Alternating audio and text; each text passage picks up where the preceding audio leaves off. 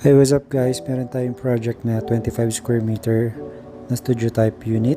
So, susukatan muna natin siya bago natin siya i-design.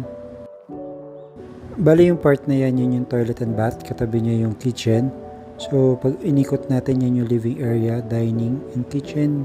Hindi pa tapos. So, yan yung i-design natin. So, ito yung part na to. Ito yung bedroom.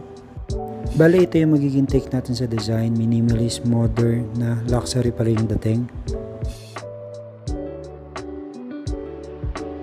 Ito naman yung design sa bedroom, very cozy and nakakaangat-angat yung feels. Nag-provide tayo ng maraming storage since importante yung storages sa maliit na spaces.